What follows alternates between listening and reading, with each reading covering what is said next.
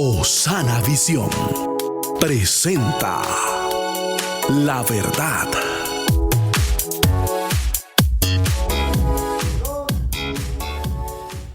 La música es una expresión universal ligada al ser humano en todos los momentos de su vida, por lo cual resulta uno de los aspectos más relevantes de la cultura de toda la humanidad.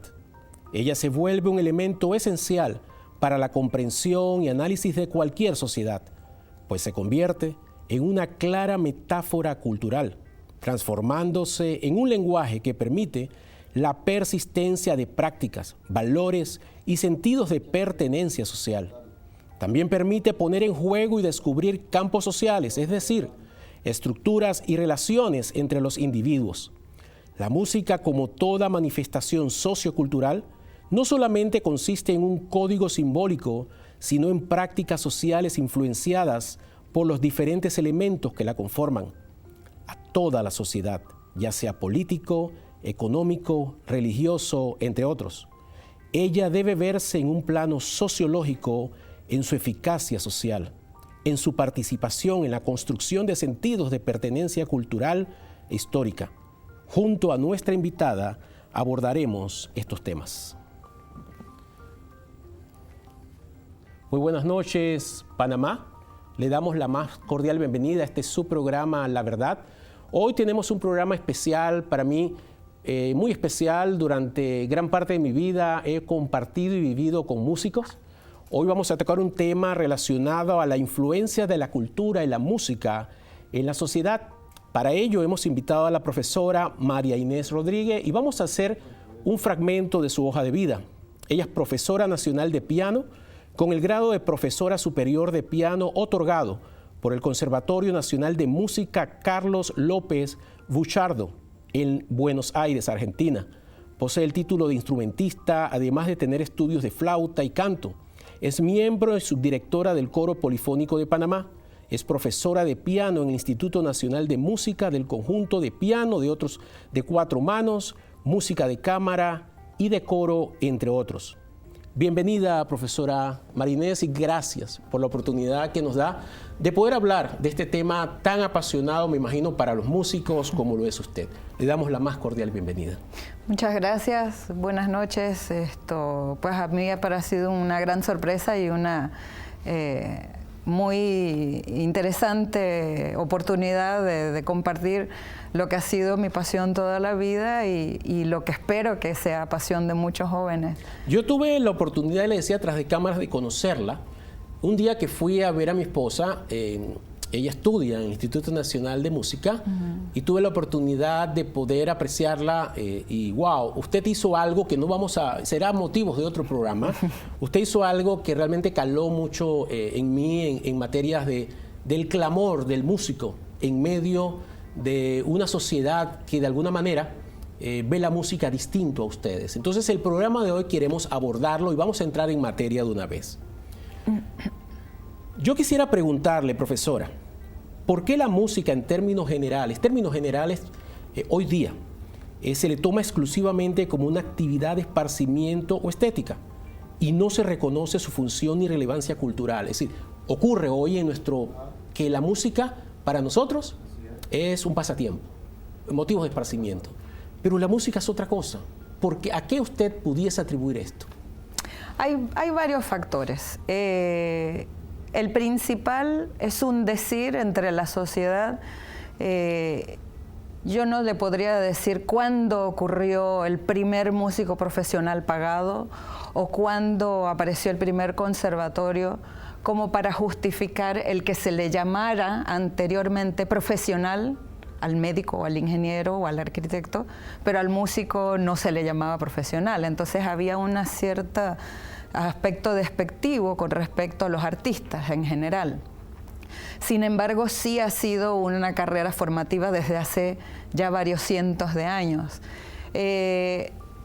Las sociedades en general tienen la tendencia a decir, no, te vas a morir de hambre. Pero citando al maestro Jaime Ingram, que ha sido una gran influencia en nuestro país, él dice, pues vayan a ver a los músicos de Panamá, que están todos bien gorditos. yo creo que cuando hacemos lo que nos gusta hacer, no nos preocupa estar sentado 8 horas de oficina y cobrar un salario. Claro que queremos que nos paguen bien, porque nuestro trabajo consiste en muchísimas horas de estudio que nadie las ve. Pero pues lo que más nos agrada es hacer el arte. Entonces hay un concepto social de que el músico va a divertirse y que eso no es un trabajo. Bueno, es un trabajo. Si vemos los estudios médicos, los estudios sociológicos, los estudios históricos, los estudios formativos, hacer música es una cosa muy profunda y que exige mucha entrega física y psicológica. Sí, quiero abordar un tema que acaba usted de mencionar, y yo creo que es un problema que debemos mencionarlo, porque lo primero que hay que hacer, a mi juicio, es reconocer algunas debilidades que podemos tener como sociedad para poder trabajar en ellas. Eso que usted dijo es muy cierto, de que por alguna manera nosotros fuimos educados o formados y nos decían nuestros padres: tú puedes ser abogado, tú puedes ser doctor, tú puedes ser lo que sea, pero no se te ocurra ser músico porque te vas a morir de hambre. Y yo creo que es un tema que no es cierto. Bueno, lo que dice Cero Ingram es muy cierto. La gran mayoría de las personas que conozco que son músicos están muy galanos. Pero fuera de eso, creo que es una profesión loable. Como yo le decía al inicio y le digo a todos los que nos ven y nos escuchan, yo he vivido entre músicos gran parte de mi vida. Y dentro de esa gran parte de mi vida es un tema sacrificio tremendo. Es decir, son muchas horas de práctica, son muchas horas de trabajo, son muchas horas que definitivamente se resumen en una presentación que puede durar quizás 15 minutos, 5 minutos si es una canción, o 3, o si es todo una presentación coral. Digamos, en el caso de mi esposa, que ha tenido la oportunidad de hacer conciertos, se trabaja por meses, hasta hay que salir a hacer ejercicio. Es decir, es una disciplina tan fuerte, y todo se reduce en 1 hora y 15 minutos entre telón y telón. Entonces, quizás para algunos, pero es importante entonces que nosotros podamos ver como primer pensamiento de reflexión: la música es un arte, pero también es una profesión. Quisiera abordar otro tema, profesora, y es si es cierto que por alguna razón en muchas culturas, no se escapa la nuestra, no le hemos dado ese valor que tiene la música.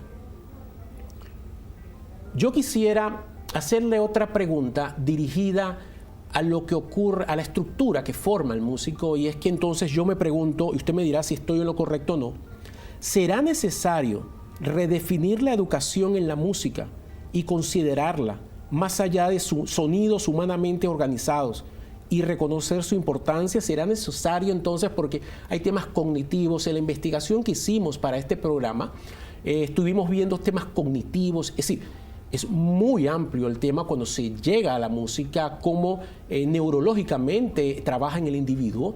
Entonces, ¿será entonces necesario redefinir la música en nuestro contexto cultural? Hablemos de colegios, hablemos sistemas de gobierno. ¿Será necesario? Sí, definitivamente. Quizás no definir el término, definir la importancia en la formación de los jóvenes y en la expansión cultural de los adultos. Anteriormente se creía que música solamente se podía estudiar desde muy niño.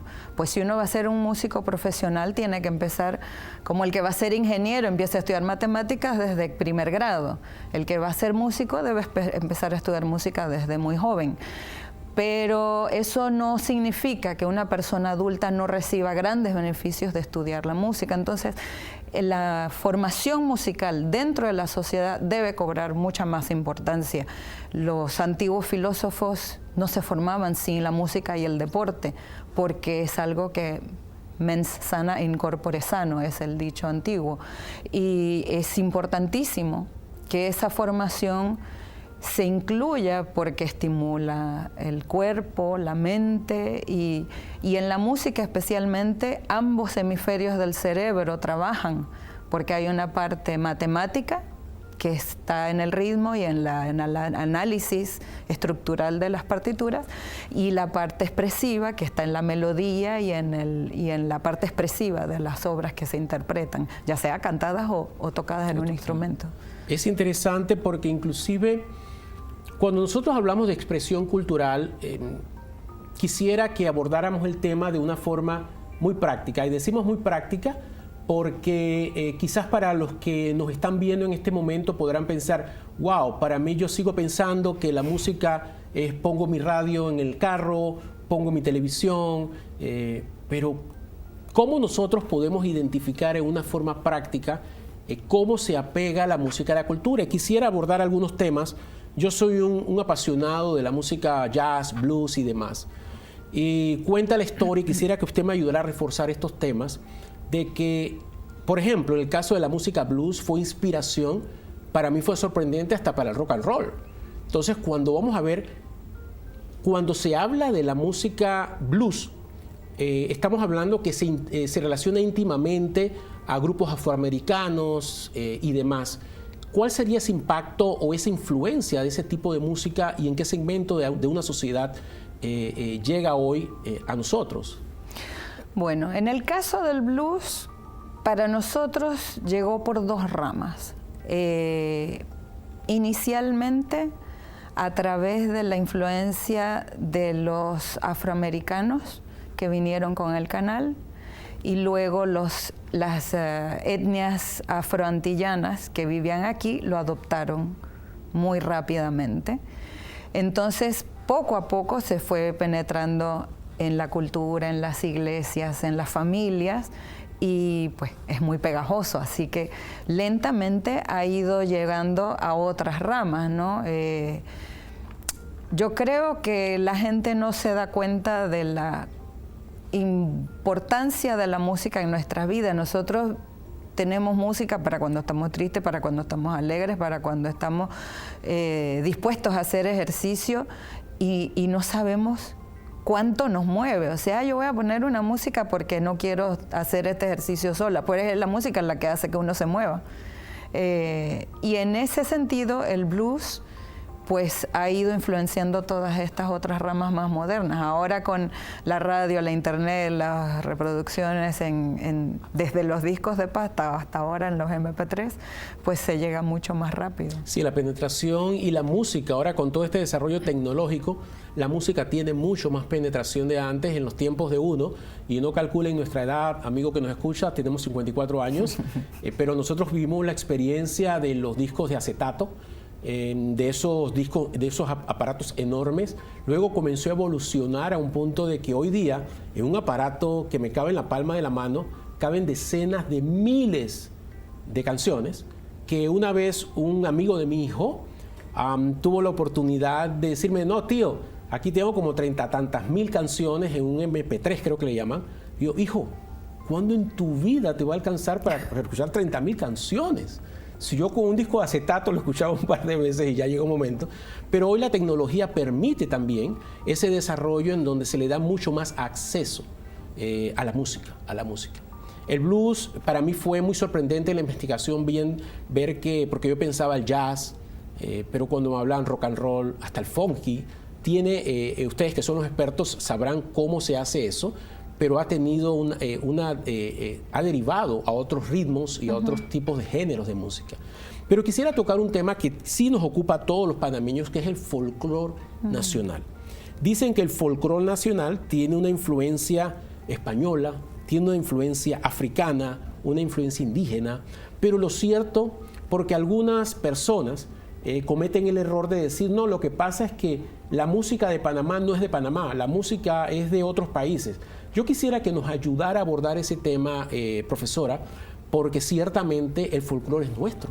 Sí está inspirado en otras culturas, pero es nuestro, ¿cierto? ¿Me ayuda en eso? Se lo voy a hacer de una manera muy simple. En cada casa se hace un tamal. Y el tamal lleva, según mi mamá, el pollo y el maíz, pero con alcaparras o con aceitunas, con ciruelas pasas o con pasitas. Cada casa le va poniendo con achiote o sin achiote. ¿Y quién va a decir que uno está mal y el otro no está mal? Sí, los dos son muy sabrosos y los dos son de cada casa y los dos son intrínsecamente panameños. Esta música que se formó en nuestro país no habría sido tal si no hubiera tenido todos los condimentos que trajo.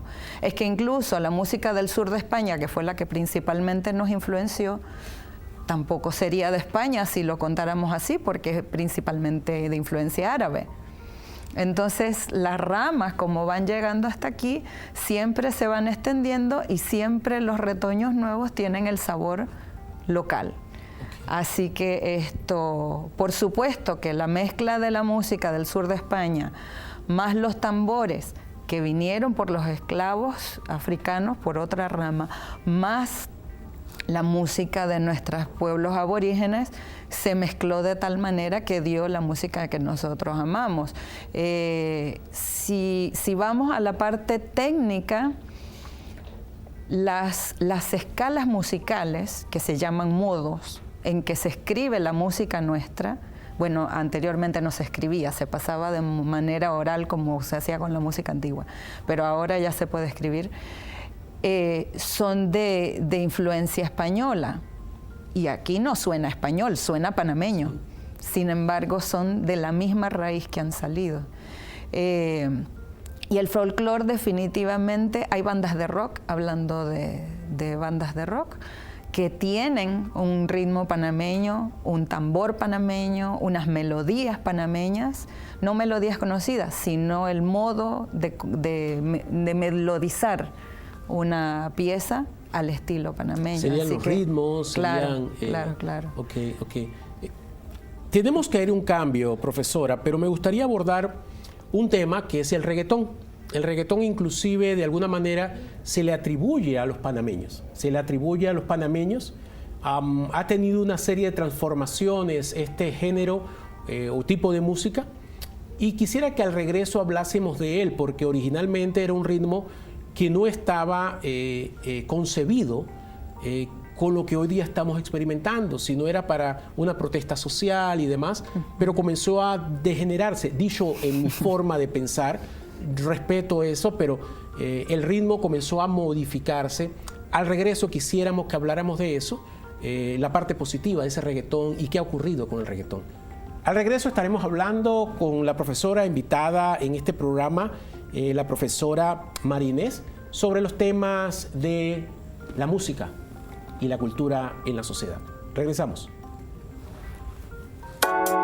En breve regresamos con La Verdad.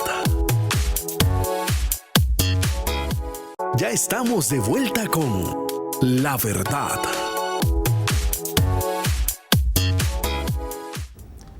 Estamos de vuelta en este tu programa La Verdad.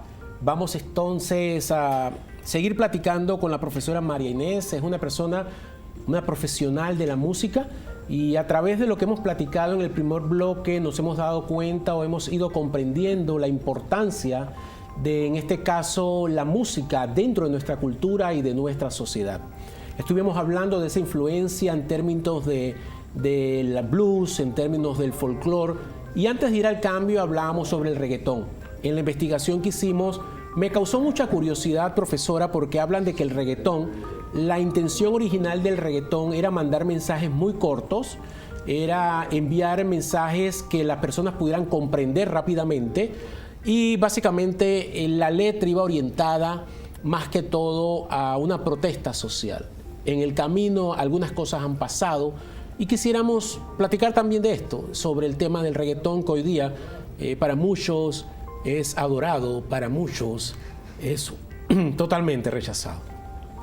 Bien, la música moderna y el arte moderno en general siempre van a otro propósito que no es el que nosotros esperamos, ¿no? Los que venimos desde antes creemos o queremos hacer creer a los demás que la música de antes o el arte de antes era mejor. Siempre dicen, cuando yo era chico.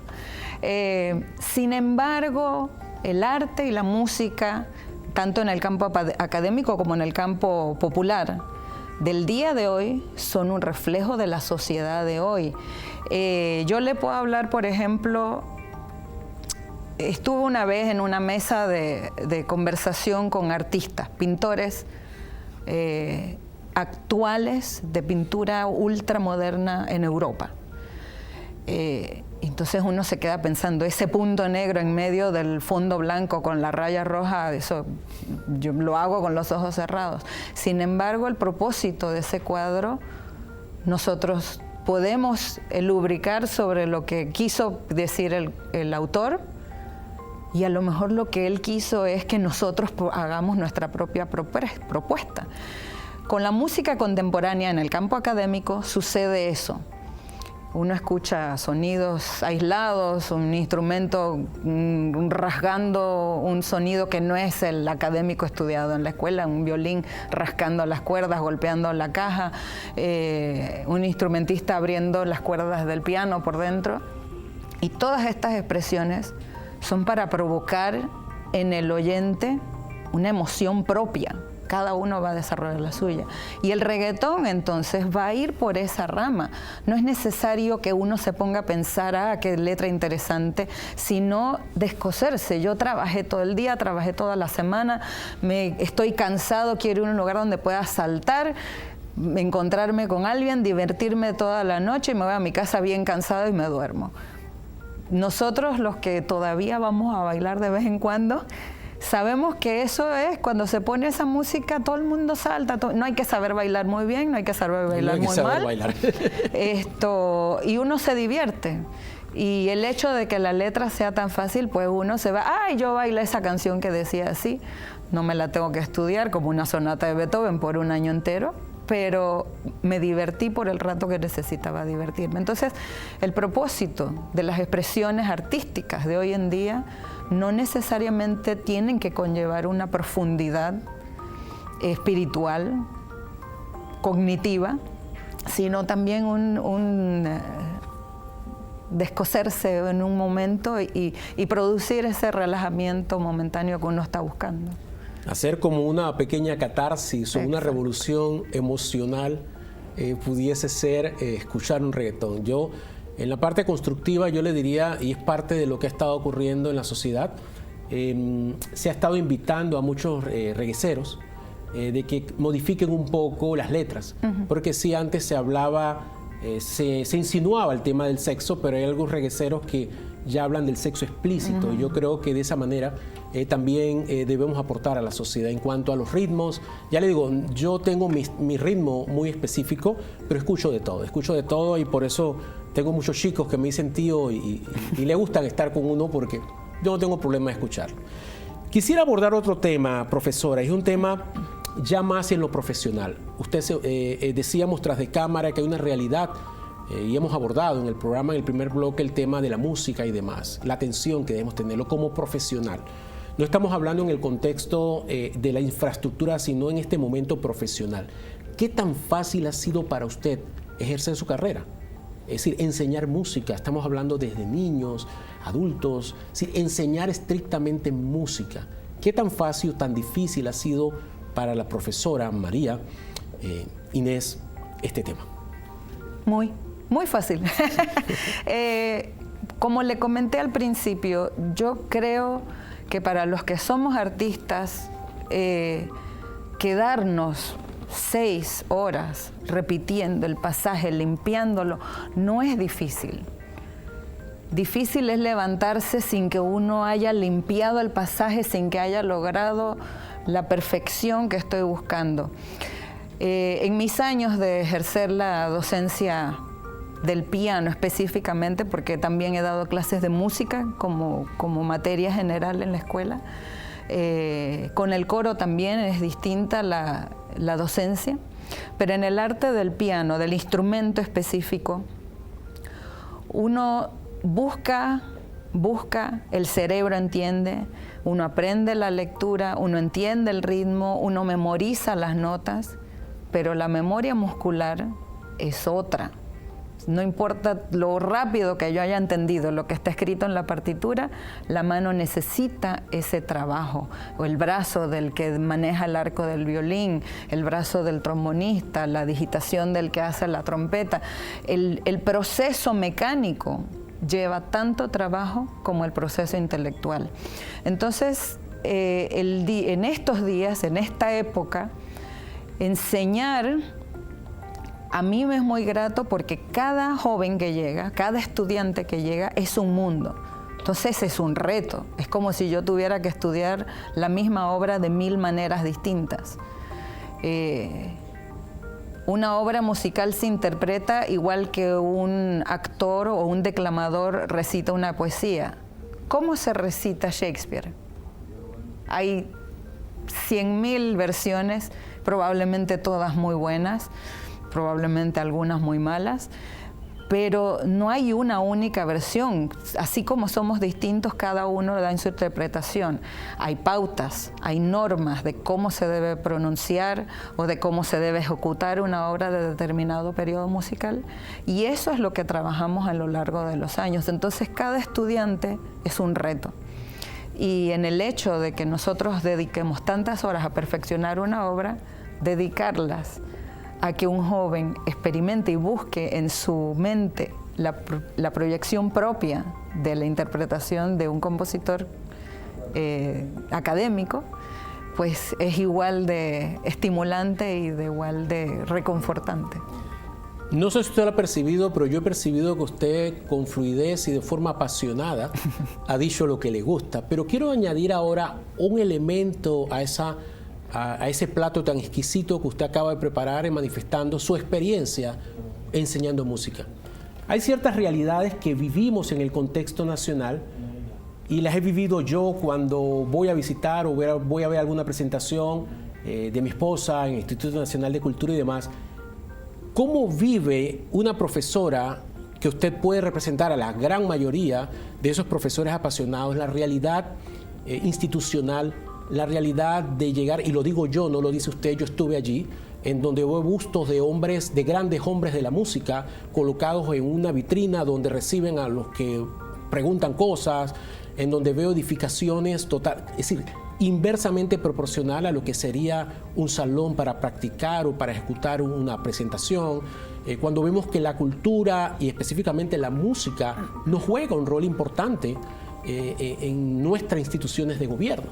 Y pudiésemos hacer otro programa sobre eso, pero solamente añadamos el elemento institucional, infraestructura, pocos recursos, no hay aire acondicionados, se rumora que se cierra.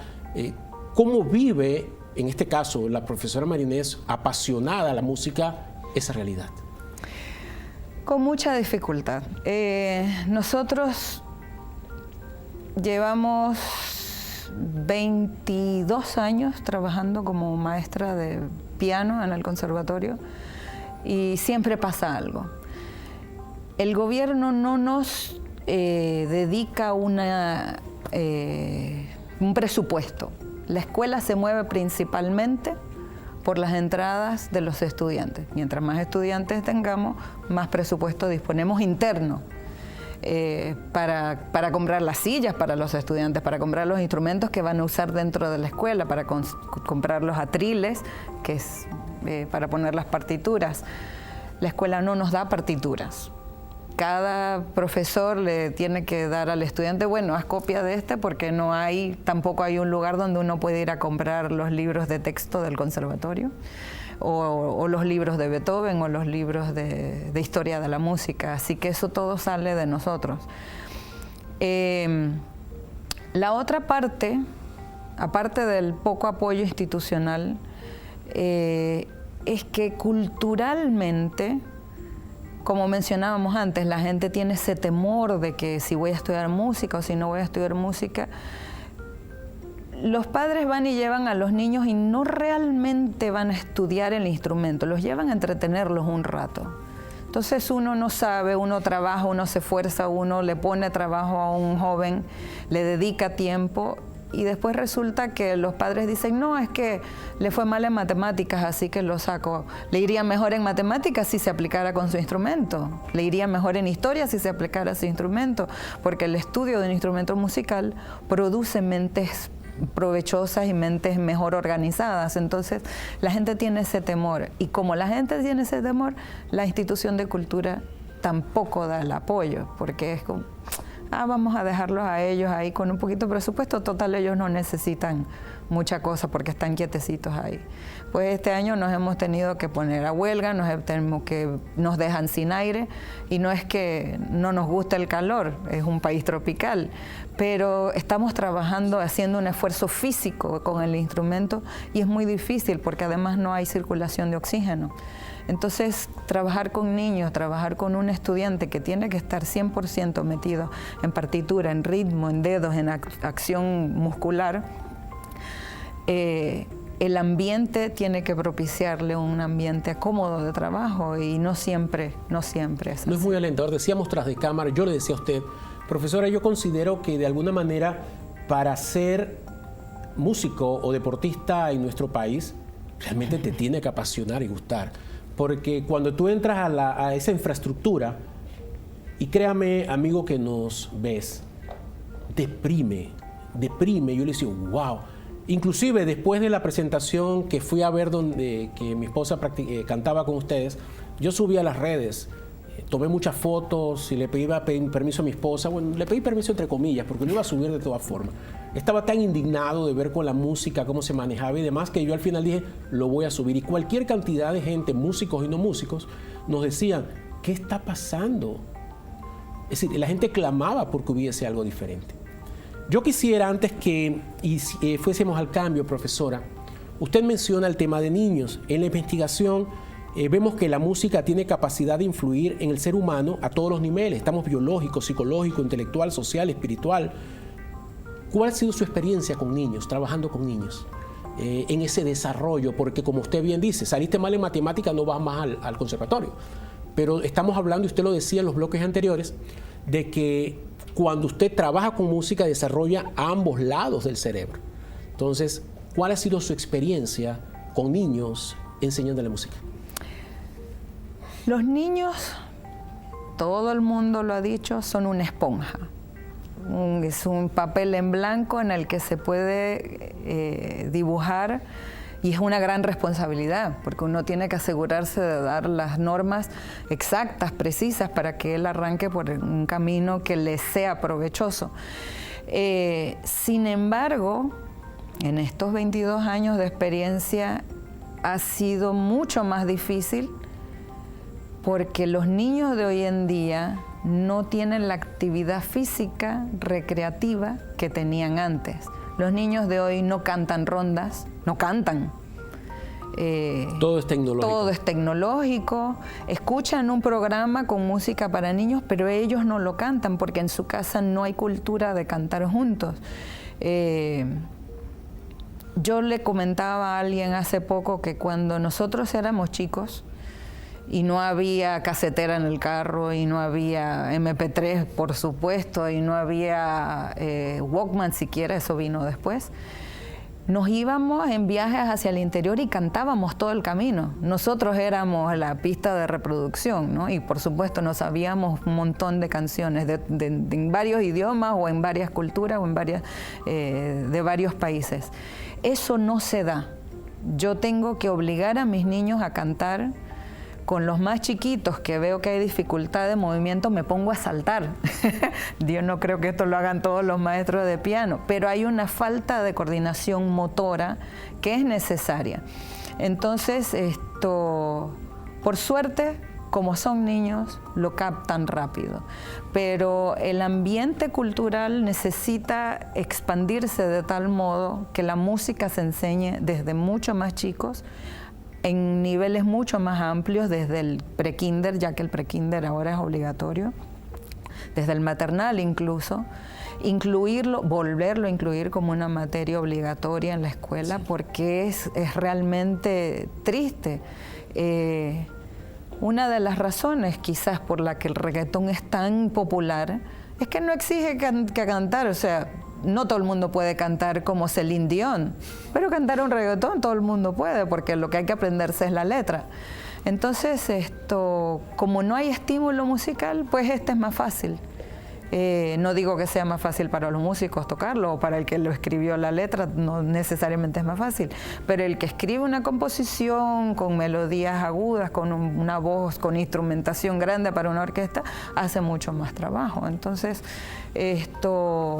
eso lo debemos estimular desde la infancia, mientras más chicos mejor. Como lo decía antes, si va a estudiar biología o medicina, tienen que empezar estudiando ciencias desde primer grado. Hemos tenido en este programa muchos invitados y hemos hablado de niños y rescato. Sin habernos puesto de acuerdo, usted coincide con mucho de lo que han dicho estos profesionales en materia de que el niño tiene que ser un equilibrio. No podemos exponerlo a estas tabletas, a estos videojuegos, a todo este material que, si bien es cierto, son importantes, pero en los primeros años de vida del niño, creo que esa actividad deportiva, actividad física, actividad en la música, ayudaría a desarrollar mucho más todo lo que es la parte cognitiva de él, la parte de sus conocimientos. Y es un tema que queremos rescatar a todos los que ven el programa, los que tienen niños. Comencemos a considerar este tema de la música que debemos tratar de promover en nuestros hijos, porque eso ayuda, créannos que ayuda mucho. Quisiéramos abordar otros temas, profesora, y antes de ir al cambio, ¿cuáles serían, en pocas palabras, las consecuencias de ignorar? Es decir, yo soy papá, ahí tengo al lado a mi esposa, no me interesa para nada. Sé que todos no van a ser músicos, sé que todos no van a ser iguales doctores ni abogados, pero ¿cuál sería la consecuencia de mirar o dejar por fuera totalmente la enseñanza en la música? Vamos a contestarlo al regreso. Y al regreso también vamos a introducir un nuevo segmento en este programa. Queremos en esta segunda temporada hacer algunos cambios y vamos a introducir un segmento que se conoce La Verdad en el Mundo. Vamos a tocar un tema que fue abordado el año pasado sobre el tema del aborto en Argentina y su lucha. Al regreso, el nuevo segmento La Verdad en el Mundo, y continuaremos entonces hablando de música con la profesora Marínez. En breve regresamos con La Verdad. Estamos de vuelta con La Verdad. La Verdad en el Mundo. Por casi 2 décadas, el hermano país de Argentina se ha levantado como uno de los principales promotores de la ideología de género en América Latina. Tanto es así que en el año 2010 se convierte en el primer país latinoamericano y 10º en el mundo en aprobar el mal llamado matrimonio gay. En el mismo mandato de la presidenta Cristina Fernández de Kirchner, se aprueba la adopción de niños en parejas del mismo sexo. Y no conforme con ellos, 2 años más tarde aprueban la ley de identidad de género, permitiendo que personas trans puedan usar el nombre de elección que deseen en documentos oficiales y realizarse operaciones estéticas de cambios de sexo, y aprobar una legislación que permite a cualquier adulto, ya sea heterosexual o gay, acceder a técnicas de fertilización asistida de manera gratuita a costa de los impuestos que pagan los argentinos. En poco menos de 10 años, la señora Kirchner da cumplimiento a casi toda la agenda que promueve los movimientos a favor de la ideología de género, quedando solo pendientes del aborto. En el año 2018 marca una fecha de gran importancia para el pueblo argentino, pues el presidente Mauricio Macri pone en el tapete la discusión de la legalización del aborto, despertando el rechazo de los que defienden las 2 vidas.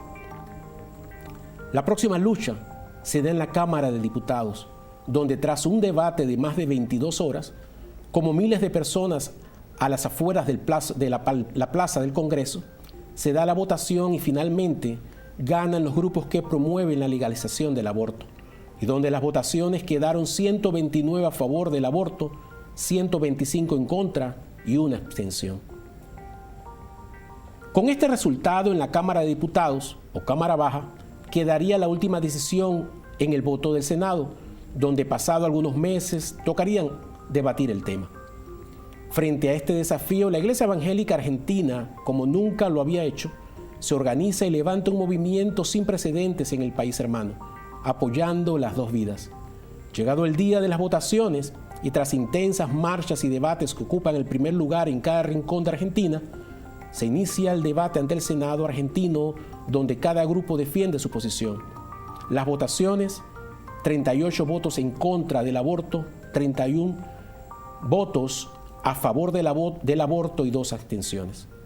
Después de mucha celebración por el triunfo obtenido en defensa de la vida, el pueblo argentino se pregunta o se plantea desafíos. ¿Será esta la lucha que ha llegado a su fin y no es necesario seguir defendiendo la vida como principal derecho humano que posee el individuo? Pues no, ahora mismo en Argentina se prepara para la próxima lucha, pues recientemente el Poder Ejecutivo anunció su intención de enviar al Senado un proyecto de reforma al Código Penal que propone, entre otras cosas, modificar la legislación vigente respecto al aborto. El nuevo código, si es aprobado, permitiría que un juez exima de pena a una mujer que interrumpa voluntariamente su embarazo. Y también aclararía que es legal el aborto en caso de un embarazo producto de una violación. Ambas premisas contarían con el visto bueno de la mayoría de los legisladores y podría ser el inicio de otra batalla por las 2 vidas.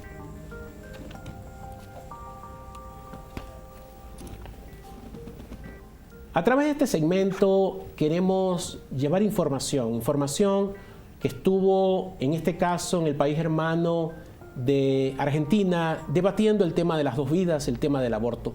Hemos resumido en este segmento de La Verdad en el Mundo lo que ocurrió en Argentina y qué depara Argentina en estos momentos para luchar por el principal derecho humano que tenemos todos, que es la vida. Volvemos entonces con la profesora María Inés y vamos entonces a seguir platicando en este último bloque sobre la música y ese impacto, esa influencia que tiene en nuestra sociedad.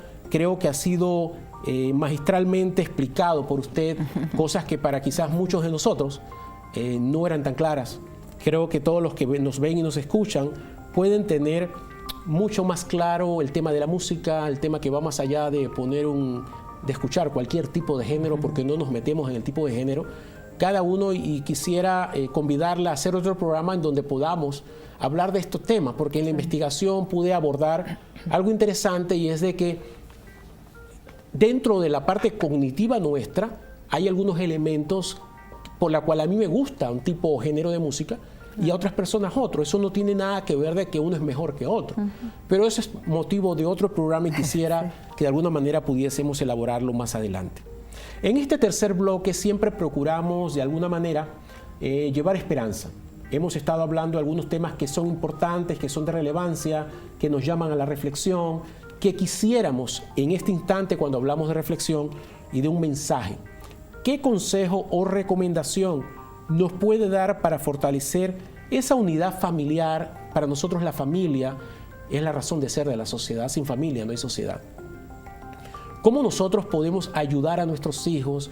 ¿Cómo nosotros podemos incluir en esa lista de grandes metas como familia, elemento música, pero más allá de la diversión? ¿Considera usted que es importante? Importantísimo.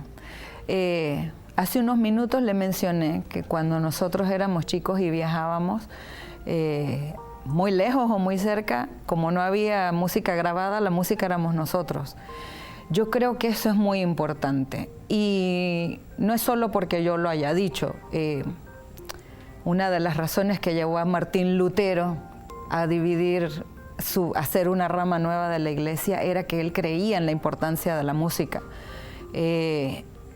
La música mueve masas, mueve, pacifica, tranquiliza, energiza, anima a la gente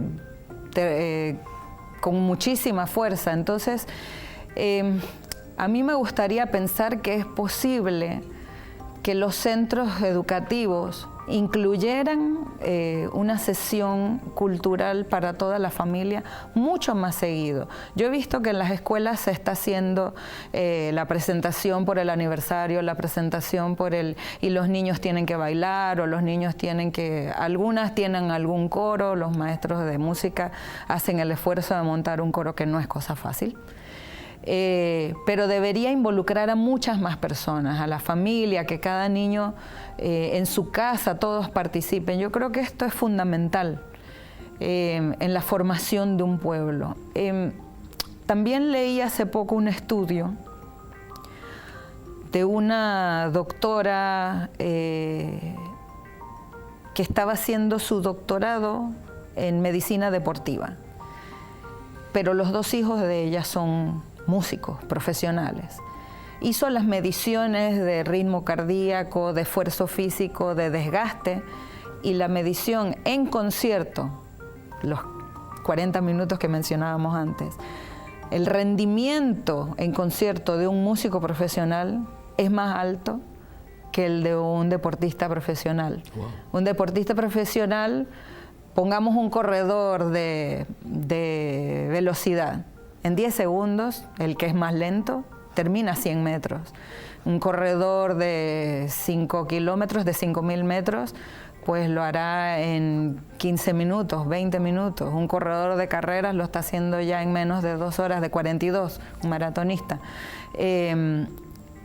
Para el tiempo que lleva el mismo tipo de esfuerzo, se lleva entrenamiento de muchos meses y en 2 horas termina. Pero él solo tiene que concentrarse en correr, en mover las 2 piernas. El músico tiene que mover los 10 dedos, los 2 brazos, las 2 piernas, el cerebro, la música, escuchar si el instrumento está afinando bien, dar una interpretación expresiva. Es mucho más involucrado el esfuerzo físico que se lleva para producir este efecto que debe dejar a todo el mundo emocionado. Entonces, la participación de la familia produciría que las personas que llevan a sus niños a estudiar música comprendan que estudiar música no es estar en el conservatorio un ratito o en la clase de la academia donde va, o que el profesor venga a la casa una vez por semana.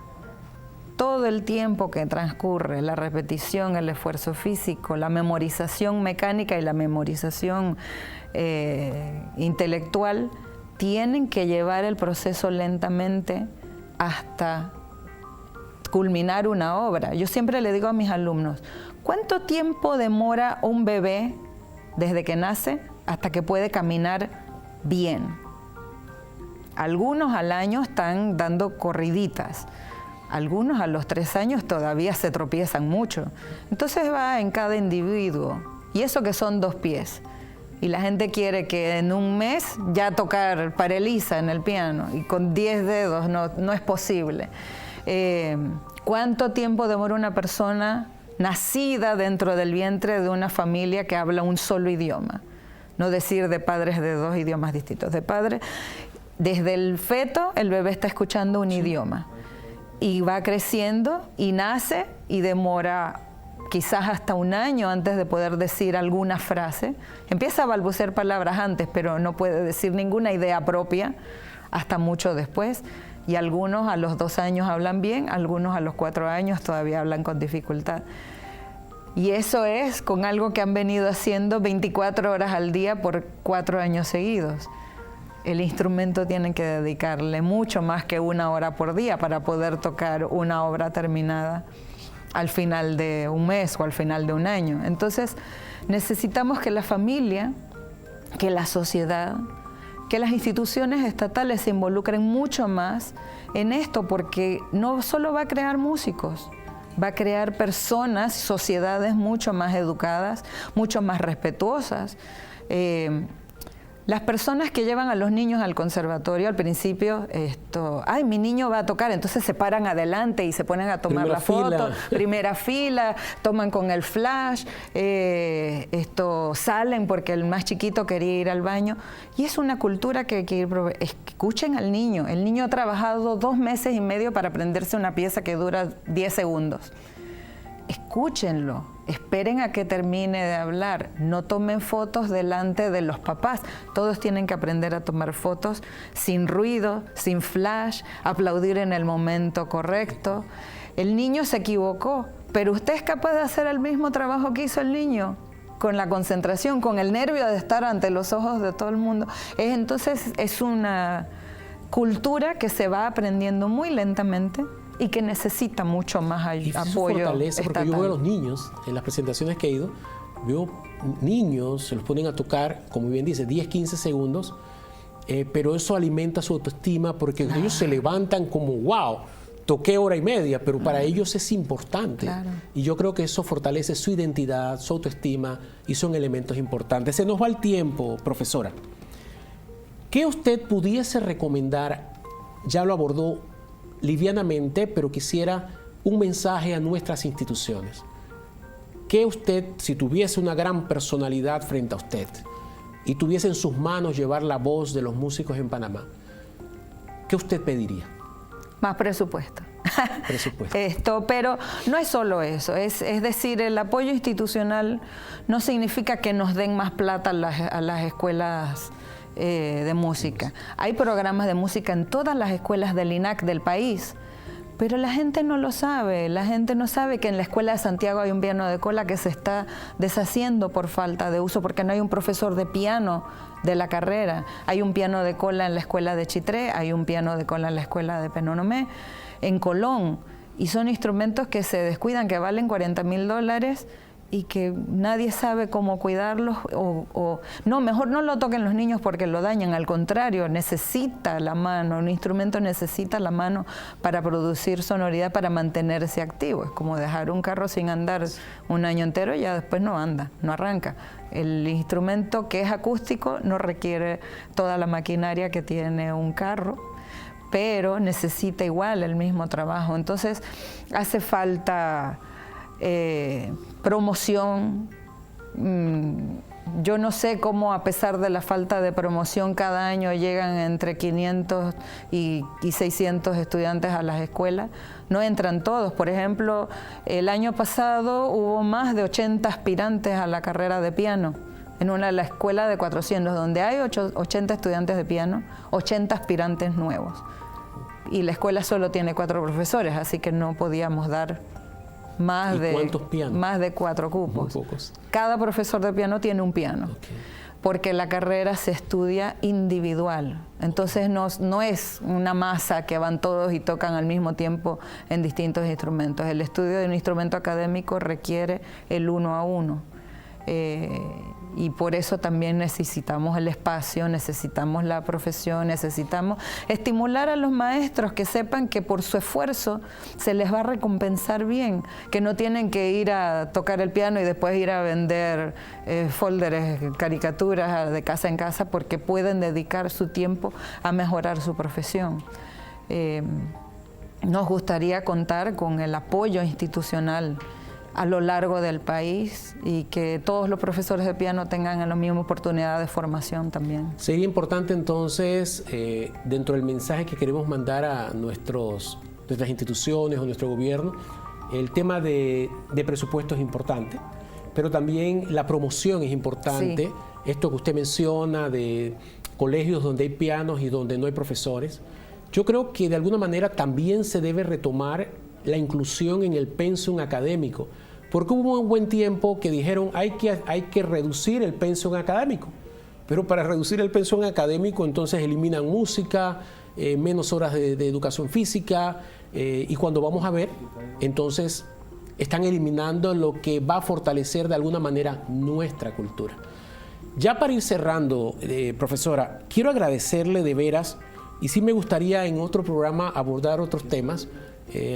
Quisiera que este fuese un lugar donde el grupo de músicos y todos los músicos en Panamá, en este programa La Verdad, encuentren una voz, que ustedes puedan manifestar esas inquietudes, porque para nosotros es sumamente importante la música para fortalecer la cultura dentro de la sociedad y obviamente entre la familia. Hoy hemos hablado con la profesora Marinés del Instituto Nacional de Cultura, con amplia experiencia en piano, canto, instrumentos, y ella nos ha explicado de una manera clara y sencilla la importancia de la música en la sociedad, cómo impacta eso aún en nuestros propios hogares. Queremos, usted que tuvo la oportunidad de disfrutar este programa, que reconsideremos algunos temas que deben fortalecer, que ya detengamos el hecho de pensar que la música solamente es para divertirnos. Hay detrás de la música muchos elementos neurológicos, psicológicos, cognitivos, que van a ayudar al desarrollo de nuestros niños, es decir, a ser hombres y mujeres de bien dentro de la sociedad. Queremos agradecer este tiempo que nos has brindado de estar en este tu programa La Verdad. Los invitamos próximamente a otro encuentro en La Verdad, los días martes a las 8:30. Y gracias, una vez más, gracias Panamá. Muy buenas noches. Osana Visión presentó La Verdad.